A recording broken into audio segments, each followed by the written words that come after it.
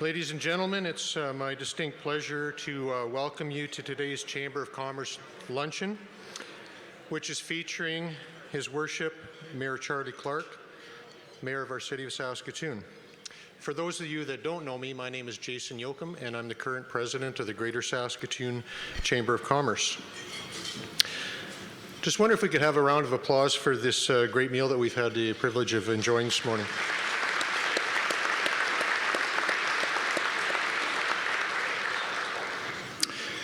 Also, none of this would have been possible without our many sponsors that we have that support our luncheons, and I'd just like to list those that I have here on my notes here. Thank you to KPMG. Thank you to Direct West. Thank you to MLT Aikens, Mosaic, TD, and the Wireless Age. Just give them a hand.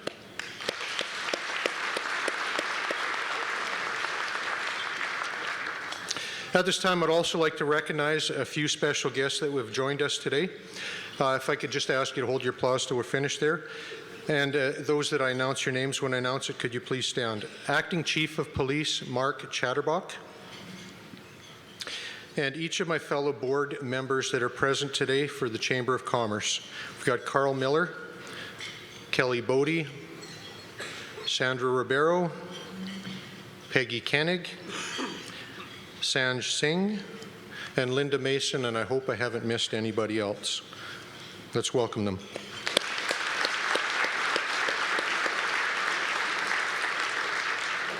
I know we also have some very special guests in our civic leaders and councillors, and I believe our mayor will be introducing those when he comes up to the podium shortly here. We're also fortunate today to have the mayor's wife, Sarah Bueller, here with us in attendance. And I just want to thank you, Sarah, for coming. If you could stand, please.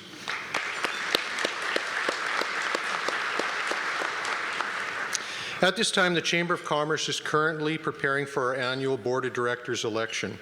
This year, we have 11 nominees that are running for 6 available spots. If any of the nominees are in the room, and I know that there are, could you please stand as I call out your name? Jason Abig, and he's with Creative Fire. Jason. Stacy Dibvig with ICR Commercial Real Estate. Usha Kapoor with Parktown Enterprises. Adam Porter with IBM Canada. Sandra Ribeiro, Canadian Light Source. Chris Seacott, Affinity Credit Union. Bert Sutherland, Bridgepoint Business Brokers. Sorry there, Bert. Trevor Thiessen, Redicott Manufacturing. Mike Wazalowski, Luxonic Technologies, University of Saskatchewan. Colton Wiegers, Wiegers Financial and Benefits. And Chris Woodland, MLT Aikens LLP. Let's give these folks a hand for running for our board.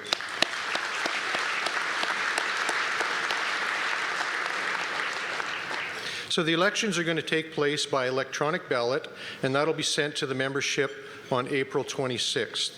So you'll have voting from April 26th through to May 5th, and that's your opportunity to have your voice heard. There's many good candidates running, so I hope you all participate in the election and cast your ballot for those 4 positions that are available. We'd also like to invite you to the Chamber AGM, which will be held on May 25th at Lucky Bastards Distillery, and that's where our new board will be instated at that time. Now, it's my pleasure to introduce His Worship Mayor Charlie Clark. Mr. Clark was elected as Mayor of Saskatoon in October of 2016. He moved into the role of Mayor after being City Councillor for Ward 6 for 10 years.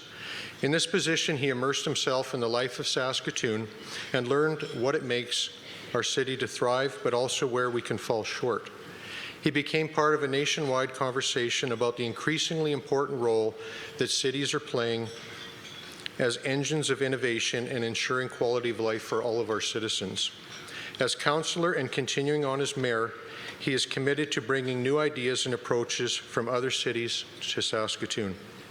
Before becoming a city councillor, much of his professional work was in the area of mediation and community economic development. He believes knowing how to find common ground among people with diverse interests and perspectives is critical if we are to succeed as a diverse and inclusive modern city. Mayor Clark's education includes a BA in Conflict Resolution from the University of Winnipeg and a certificate in Conflict Resolution from the Justice Institute of British Columbia, a bachelor degree in education from the University of Toronto, and an MA in Environmental Studies from York University, which trained him in the fields of planning, local government, and community capacity building. He received Planet S Magazine's City Councillor of the Year Award for all but one of the years he was a councillor. He was also recognized in Spacing Magazine, the National Urban Planning Magazine, as a city builder in 2013. He has presented nationally at conferences on affordable housing, urban development, and policy and community safety issues. As I mentioned, he is married to Sarah Buehler, and she is a law professor at the University of Saskatchewan, and they have 3 young children. Please join me in welcoming Mr. Clark to the podium.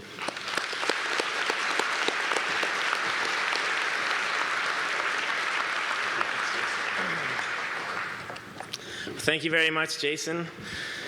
And I'm very pleased to be here with all of you here on Treaty 6 territory and the homeland of the Métis people and at TCU Place. And I would also like to thank our servers and our chefs who served such a great meal to all of us today. I have a number of colleagues that are joining us from City Council today. I'm fighting with my voice a little bit, by the way, so I might need a jug of water up here to get me through this. But so far, so good over the course of the morning. I do have a glass. I think I might drain it. So the people who, my colleagues, thank you, Ken. That are joining us from Council. If you could stand when I say your name, we have Councillor Troy Davies, Councillor Bev Dubois, Councillor Darren Hill, Councillor Randy Donauer, Councillor Serena Gersher, Councillor Zach Jeffries, and Councillor Cynthia Block. This is a group that we've all elected 5 months in, and it's been a really, really good group to work with, and I'll be talking about each of these folks a little bit more as we go along. I also saw Cameron Scott from the Public School Board, who's here, trustee from the Public School Board. And to all the members of the Chamber Board and staff that are here, it's great to be with you, candidates for the Board of Directors as well. We have our City Manager, Marie Totland, and most of our leadership team, if not all of our leadership team, is joining us here as well. We've all been working very closely together in recent weeks as we deal with the provincial budget and other things. And Sarah, my wife, who was introduced earlier, who has been a tremendous support and a rock for me through all of the through all of the different changes that have happened to our lives in the recent months and years. And so it's great to have you here today, Sarah. So my very first Chamber of Commerce State of the City address, and you know, it's a big moment for me. I've been into these myself as a councillor in the past, and it's, I believe, we think, Ken Smith-Windsor's very last State of this City address as the Executive Director of the Chamber of Commerce. And so I wanted to start out by acknowledging that moment, that this is after 21 years of service to the business community of Saskatoon. And if we just want to think back 21 years ago, Prime Minister Jean Chrétien was leading our country. The Premier of our country was Roy Romano, and Henry Day was mayor. Mortgage rates were at 8%. The Argonauts won the Grey Cup against the Edmonton Eskimos. And at that time, the number of people using the internet was about 45 million people. In contrast to this last year, at 3.5 billion people. So a lot of things have changed in the world since Ken Smith-Windsor was the Executive Director of the Chamber of Commerce. Kent, and you have been consistent and an ardent champion of both the city and the business community in your role through all the changes that these last 2 decades have brought. And I know we haven't always agreed on everything, but I certainly have appreciated the active dialogue we have always maintained in exchanging ideas and discussion. And I know we've always agreed that our common goal is to make Saskatoon a great city to invest, to work in, and to raise a family. And so I thank you very much for your service. And as we look ahead and as I get into my comments about the future, what I really see is what we're doing is building on your work and the work of the community that has brought Saskatoon to this moment. And I know you will be around and we will continue to work with you in the years to come. So thank you again. Because I know at this moment in 2017, we can position Saskatoon as a successful and resilient 21st century city that is ready to help carry this province into the future. And we know that our future holds both uncertainty, but also great opportunity. So I'll start talking about the uncertainty and some of the challenges that we've faced recently, including the provincial budget. Because as you've all heard, the province's, both the 1% increase in PST and the cut to the grants in lieu program have left the city of Saskatoon with a $9 million hole in our 2017 budget. And then as we look forward to the years ahead, about a $15 million challenge that we're dealing with, 2018 and 19 and beyond. Our council, in determining what we were going to do in the face of this cut, determined that it was very important that any solutions for addressing the cut should strengthen, not weaken, the confidence in that citizens of Saskatoon have in the future of our city.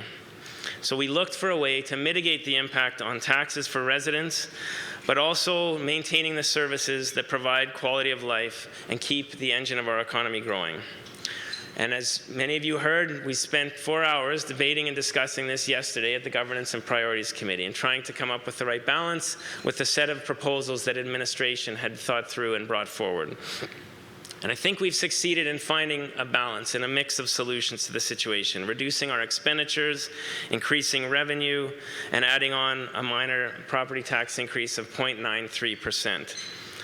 This included agreeing to a zero salary increase across the board within City Hall, including City Council, our city management, and frontline staff. And we've also committed to ongoing reviews of our operations to identify areas of further efficiencies, because we know that the work is not over and that the 2018 budget will also be a challenge, and there will be pressure on those revenues. So we are working to continue to pursue longer-term strategies in working with the province so that this kind of surprise cut will not happen again, and we'll be able to budget with a level of predictability and uncertainty. And I can report that the engagement and the discussion among mayors across the province and councillors across the province and our SUMA representation has been very good, as we've actually built stronger relationships in the urban sector through this experience. And we will be working with the province on a framework for dialogue to discuss the future of how crowns will, which I believe they should, can pay in lieu of taxes to pay for the services that cities and municipalities are providing them, just like any other company would operating within their municipalities. That we come up with a fair and predictable plan for revenue sharing into the future, and we explore potential new revenue sources for cities as our province changes and we become increasingly an urban province.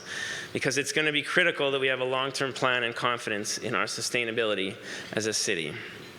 Because we in Saskatoon are the economic engine of this province. 89% of all of the provincial growth since 2011 has occurred in the Saskatoon and Regina regions. We just had the labor force statistics released from last Friday, and there are actually some good signs in what we're seeing in the first quarter of this year. After a challenging 2016, what we've seen is in March, employment has increased in the province by 2,000 net new jobs year over year, and in our city, in Saskatoon, that increase has been 1,600 net new jobs year over year.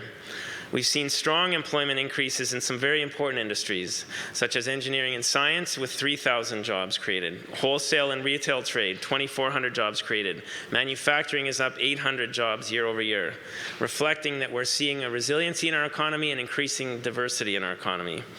We're seeing investment heading in a positive direction, Building permit data shows that in March 2017, our residential permit volumes are up 8% year over year, and the values of those permits are up 33%. And more significantly, commercial permits increased by 30.4%, while commercial permit values are up by 200% year over year. With that in mind, we all have to think about what role is Saskatoon going to play in the future of our economy. What is our vision for what we as a community, as a city, will offer the world in the years and the decades to come?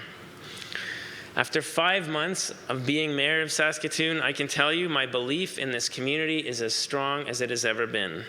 Because I know that we have right here in Saskatoon what many other cities would dream to have. We're the youngest city in the country.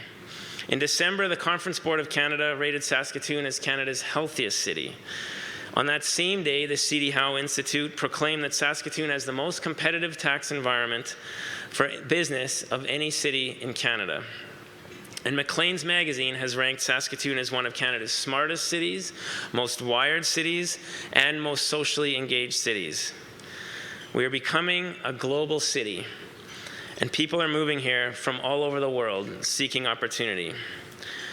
And I get to continually meet people who see that opportunity in Saskatoon and to talk to me about the vision that they have of what we can become. People like investors who are coming, considering development projects or investments in local companies here. Emerging First Nations companies that are looking to expand and grow their business and participate in the economy. Newcomers and new entrepreneurs, including young people who've moved back here after living away from other places, and newcomers moving here looking to start businesses here, seeing tremendous potential. Home builders, leaders in the research community, tradespeople. What is becoming increasingly clear as I have these conversations with people in the community is that our path to success in the future lies in recognizing that our social, environmental, and economic future in Saskatoon is all tied up together, and that our ties are more resilient when we work together in partnership. On the social side, and this is something that I really, is hard to even describe how much I get to see this in my role as mayor, the sense of community that we have and the shared belonging that we have in Saskatoon that is hard to find in the world these days. And just as one example, I had a meeting with a group of people in Willow Grove one day, and I met a fellow named Sunny Mundi. He's from India, and he moved here 4 years ago with his wife and 3 boys because he wanted to make sure his sons were living in a place where they could have a good education. And before coming here, he decided to visit a number of Western Canadian cities to decide where he was going to call home. And so he visited Victoria, Edmonton, Calgary, Winnipeg, and Saskatoon, and he spent about 4 days in each community. And what he told me in talking about Saskatoon is that when he visited those other cities, he didn't find that there was a strong sense of community, of friendliness in the community, and that the ethnic communities, the different cultural groups had all sort of grouped into what he called ghettos, but people were segregated and not integrated into the community. And then he talked about what his experience was when he came and visited Saskatoon. And he said, I walked one day from J.J. Thiessen Crescent up near Marion Graham Collegiate all the way to Kinsman Park, along the Meewasin Valley Trail. And he said, as I walked along the trail, people made eye contact with me. People looked up at me and they said, hello. And I said, I knew this was the city that I was going to move to. Now he is building a business here, and his sons are in our school system becoming future leaders. And there are so many stories like that I get to hear from people about what we have here in Saskatoon, because we're not so big that we haven't lost that sense of community. So I believe that one of our most significant competitive advantages lies in our ability to become a beacon of social cohesion in a troubled world, because we know what those troubles are in other parts of the world, and we're working hard to make sure that here we stick together and we work together. People from China, Pakistan, Iraq, Colombia, Mistawasis First Nation, Lalash, Karabert are building their lives right here. People from the LGBTQ2S community, and increasingly people from the United States looking for a place where they can feel included and call home. As another example of this, at the recent SREDA Economic Outlook Forum about a month ago, Daniel Seymour from Skip the Dishes talked about how his company has over and over again resisted calls from investors who want to invest in their company that are trying to get them to move into the US to set up. And they've wanted to stay and keep offices here in Saskatoon. And he said him and his business partners have had a chance to live in New York, Toronto, Paris, to live in the Silicon Valley. And they've realized that we have a quality of life here in our community that you can't get in those places. And his quote was that people want to stay in the prairies. We love it here because there's a social aspect that we don't get anywhere else. And if you think of what's happening in the world and you think of how meaningful and important that is something we have here in Saskatoon. So our growing diversity can be our greatest strength if we nurture it, and we see the power that it has to offer us as an increasingly cosmopolitan city. One area that we all know, I believe, needs to remain a top priority, and I know that the Chamber and SREDA and other groups have turned increasing attention to this, is ensuring that there's Indigenous employment growth and opportunity in our community. It's a sharp example of how our social and our economic future are tied together. Because we know the current youth dropout rates, unemployment rates, incarceration rates, suicide rates in the First Nations and Métis communities are unacceptable in a province like Saskatchewan. And I was just talking to Sandra Stack, the Executive Director of the Friendship Inn in the lineup, and she was talking to me about some of the troubling things she's seeing about the growing demands on the Friendship Inn and the food bank in our community. So we know we have our challenges right now. And that's not just the Indigenous community, that's broader, but it's all tied together. At the same time, again, as mayor, I get to see some of the hopeful stories and some of the things that are happening that are helping us to build capacity. Entrepreneurs like Heather Abbey of Shop Indige, who only 5 years ago, I believe, was a single mother living on social assistance and not participating in the community. An Indigenous woman who overcame the challenges of being a single mom and now has grown a successful company that is marketing Indigenous products around the world. And in November, she gave a pitch at the Brett Wilson Center for Entrepreneurial Excellence's pitch party, and she was chosen as the top pitch at that event. A sign of somebody who is building tremendous capacity right here in Saskatoon. And there's others like Devin Fiddler from She Native, Chantel Hunjed with Fresh Living YXE, Kendall Netmaker with Nietzsche Gear. I had a chance to meet with Mistawasa's First Nation, First Nation that has built 6 new companies in the last 2 years as they look to become players in a number of areas of our local economy. Thunderchild First Nation is setting up a urban reserve as we speak at 33rd Street and Idlewild, and there are more and more and more examples of these companies. Across the country, Saskatoon is a leader in this area, and our success is being shown by the strong partnerships that we continue to build. And I saw John Lajmodier here earlier, who has been a tremendous force in helping to build that confidence, build that understanding, and build bridges between our communities. So thank you for that, John. So taking a serious approach to reconciliation and social inclusion is the right thing to do for us as people, we know. But it is also essential for us to be economically successful into the future. Another area that I want to look at is the green economy and the role that Saskatoon has the potential to play in being a player in the green economy into the future. The renewable sector has accounted for 8.1 million jobs worldwide in 2015. Renewable energy creates 4.3 times more jobs than coal and 5.4 times more jobs than natural gas. Just gonna grab some water. Right here in Saskatchewan at the U of S is where the heat recovery ventilator was invented. It's an industry, the HRV industry, that is now worth $9 billion worldwide.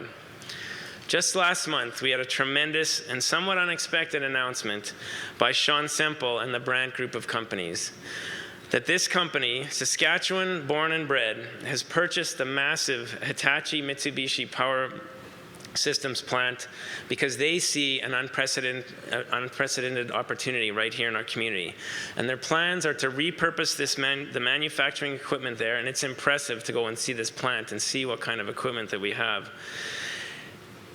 to make that facility the largest producers of wind turbine of any city in Western Canada, returning hundreds of jobs into our community and to position our city as a player in the renewable energy technology. This gives us opportunities in research and development to develop a supply chain in wind production. If we work with the university, Sask Polytech, SIT, Saskatchewan Research Council in improving the delivery of these new technologies. Another project I'm proud of in Saskatoon is the announcement that we're exploring a partnership with the Tribal Council on a hydropower project at the Weir. Innovative partnership between the city, the Tribal Council, university, Sask Power, and eventually private sector partners for a significant infrastructure investment that will take that disrupted river, it's already forming as a dam in our community, and turn it into a place to produce clean energy and create economic opportunity. We're looking at up to a $61+ million investment there. Because we know it's time that we need to prepare and be in front of an issue coming, carbon taxes, that the federal government has made very clear that they're going down that road. And they have the support of 10 provinces, 3 territories, and a whole number of business groups across the country. So it would be wise for us to position ourselves so that we're ready to mitigate the potential economic risks to our city, but also maximize on the potential. And so tied to that, I believe crucial to our success is to really continue to grow our relationship between the city, the university, Sask Polytech, SIT, and other educational institutions. Last year, I had a chance to be the judge for the 3-minute thesis competition at the university, put on by graduate students from across the university talking about their graduate research. And it was an incredibly eye-opening experience to see the range of research going on right at campus. But I had been unaware of about 90% of that research that was happening right here in our community, because it's too much, it is isolated from the everyday problems and issues that we're facing in the community, or that your companies and organizations are facing. We need to bring the research going on campus together with the issues that we're facing in our community. The good news is I see more and more signs of this happening. I've had a very good and active discussion with President Stoichev about growing the relationship between the city and the university, and there's a number of initiatives underway, I think, that are exciting.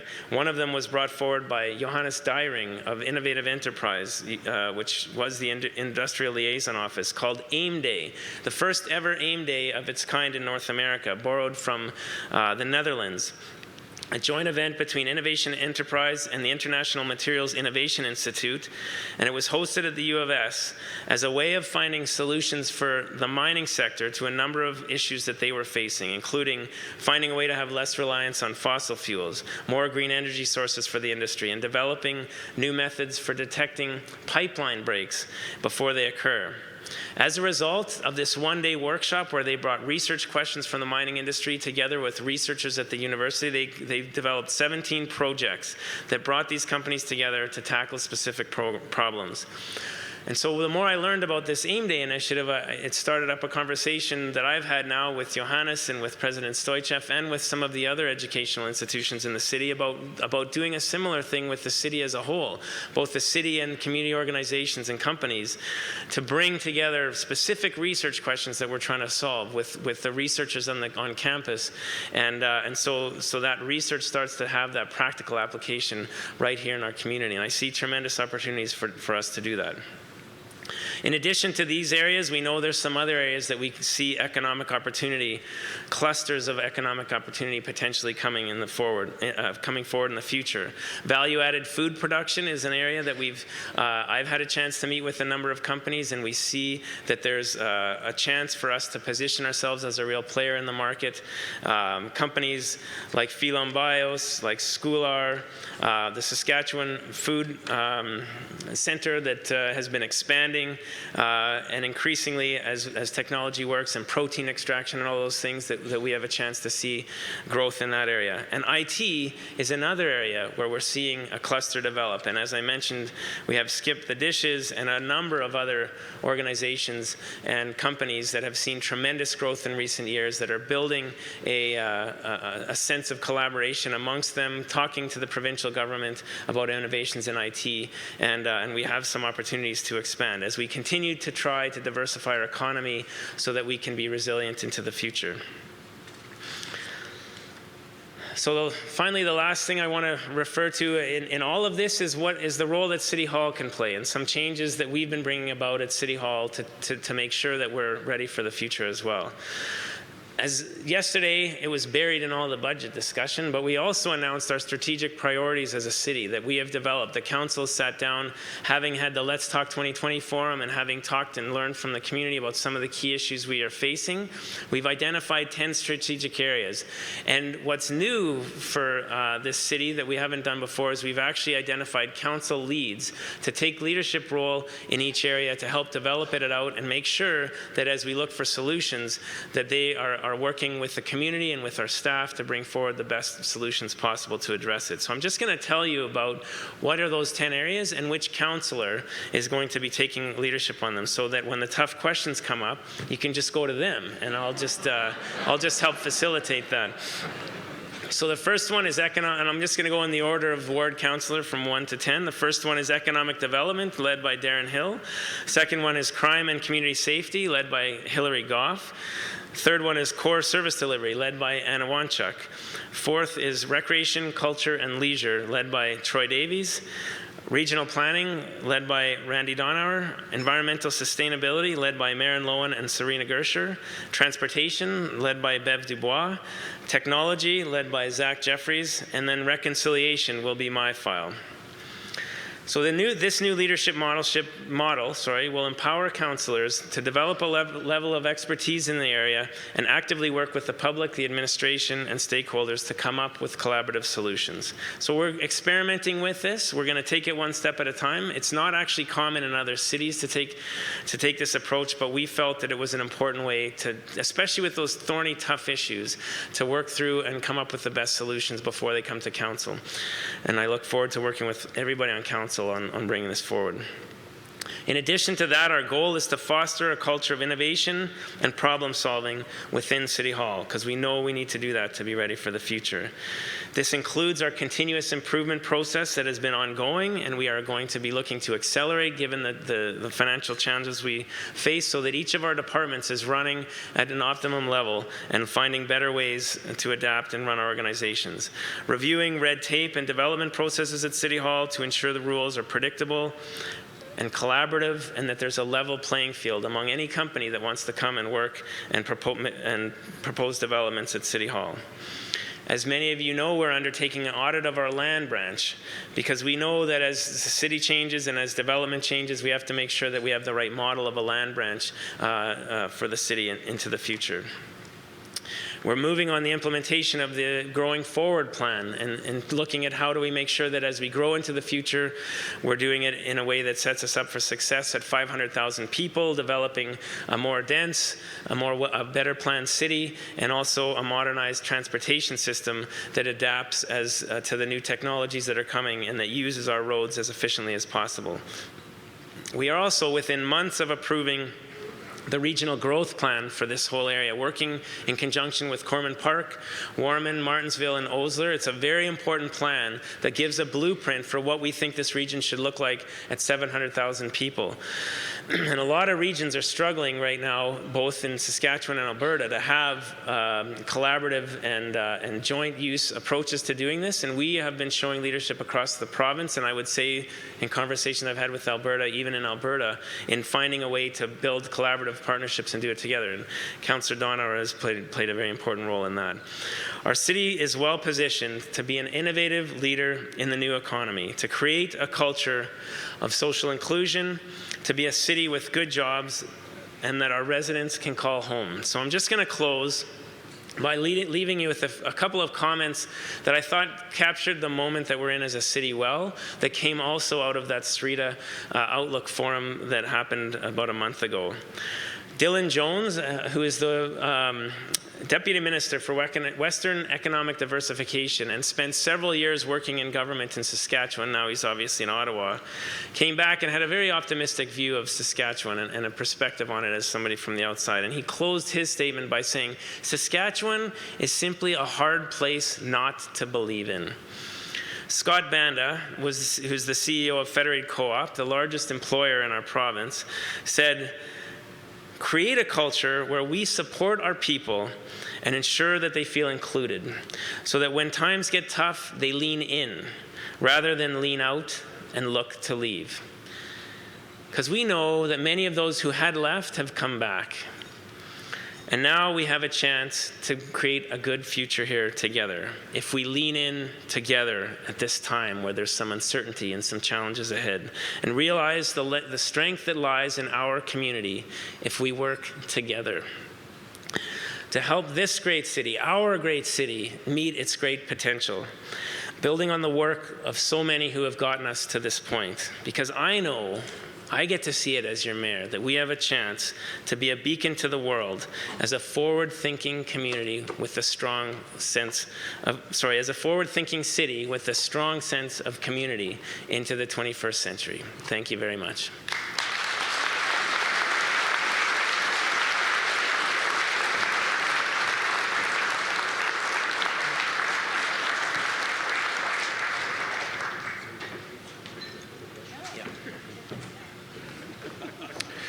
We have a few minutes now, about 10 minutes, if there's any questions. I believe there's a microphone in the middle of the room. If you have a question for the mayor, would you step up to the microphone and ask that? And I think we're good till about 10 too, Your Worship. So.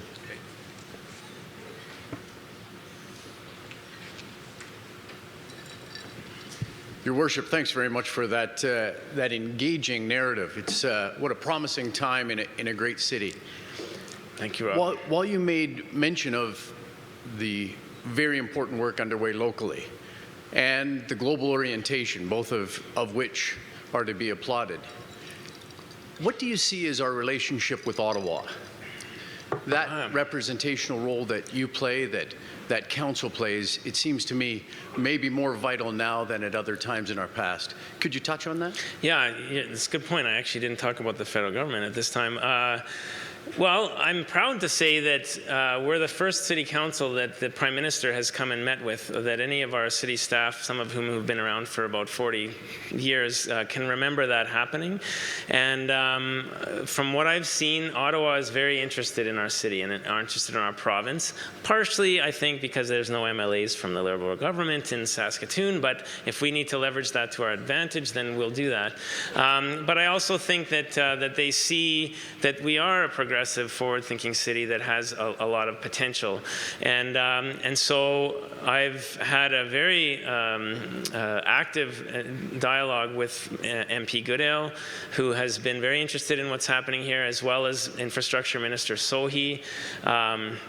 There's discussions going on with Minister Bennett and Minister McKenna on different files related to parks and the Indigenous community and reconciliation. And so I think it's really important that we keep in their radar when it comes to infrastructure development. We know the provincial government has a challenge right now, but we know that the federal government is seeing the way that they want to work their way out of the economy is to make investments through infrastructure to stimulate. Obviously, Saskatchewan is a place that is looking to stimulate our economy, so we're going to look to leverage that as much as we can, and have already been sending some of our projects, whether it's infrastructure, water and wastewater, transit, recreation, roadways, to them, so that as they get through with their phase 2 funding, which they're doing now, that we're ready and positioned to deliver on those. And so, and we also are working with the province to try and get some matching funding as well, because that's going to be really critical. But even right now, there's a huge rollout of fixing up our lead pipes in the city, and that is happening as a result of leveraging federal money, and a huge investment this year in our transit and our transit planning towards our bus rapid transit, which, if you want to talk further with Councillor Dubois, who's going to be the lead in that area, we're seeing some real opportunities there as well. So I would say we have a positive relationship. I do want to say we don't have a terrible relationship with the province, since I don't see anybody else standing up by a mic. I'll just mention this. You know, I've had good dialogue, and our councillors have had good dialogue with the different cabinet members from the provincial government as well. I really believe it's important that you stay engaged. You try and minimize the amount you're engaging on issues over Twitter and over the media, and keep working to put your case forward as a city for why we need to be strong partners. And that continues to be my goal with both levels of government. But we are on people's radar, and it's going to be a priority that we keep it that way.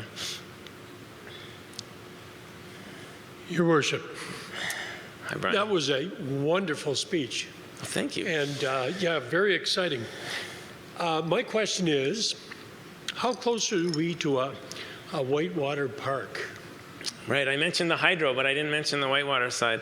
Well, as has been identified with the whitewater, with the project, to build a whitewater park in our river without the hydro piece would probably be $12 to $15 million. The fact that if we do get all the pieces together to move ahead with the Tribal Council on the hydro project, and we're already building cofferdams and disrupting the river, it's estimated that creating the channel that could then become a place for the community, and I would like to say it's only, to me, a good project if it's not just for whitewater kayakers, but it's a place for the whole community to finally have a chance to engage in the river, whether it's a kid with an inner tube and a life jacket, or somebody with a kayak or canoe or a paddleboard or whatever it is. It needs to be accessible with few barriers to participating to a wide number of people. But that it's probably in the $3 million range, it's estimated, to create the park.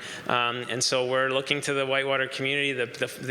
As we've learned, the way to make these kinds of projects work is to partner, and that, as we see with Gordie Howe Bowl and with the rink and other things, that money can be raised, the city can participate, and we put the pieces together. The reason I like it is there's no place right now for us to really engage in the river unless you are on a jet ski or a canoe or a boat.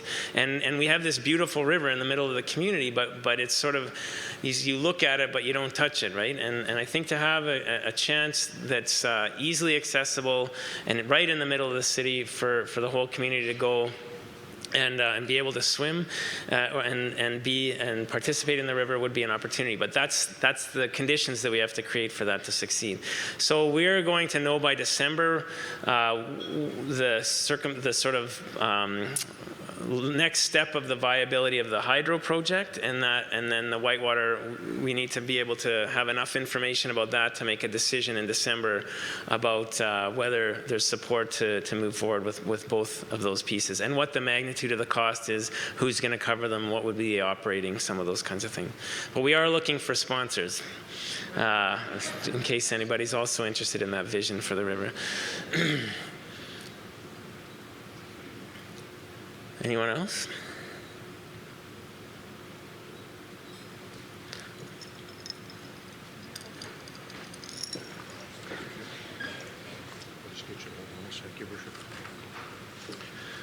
Thank you for those questions. On behalf of the Greater Saskatoon Chamber of Commerce, and our Board of Directors and our membership, Your Worship, we'd like to also take this opportunity to thank you and to thank our City Council for making a difficult but very necessary move, in our opinion, to the recommended tax ratio of 1.43.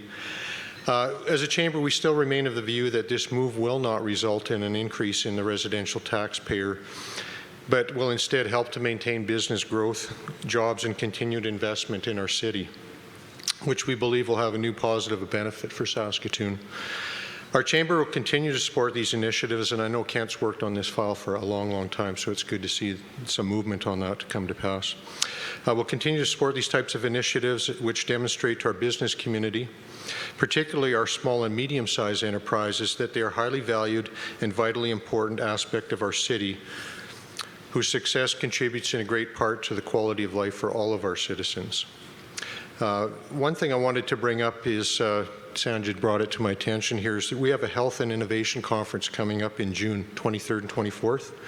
And it's at the Besbro, and it's just another example of what your worship was talking about some of the innovation between business and the health industry within our city. So just wanted to draw your attention to that coming up in the future here.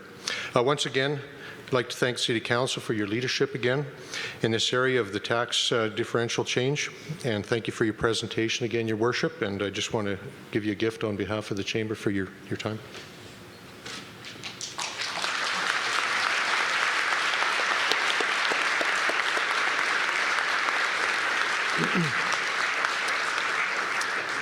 Thank you again, everyone, for your attendance on this beautiful day, and I just wish you a great rest of the day. Thank you.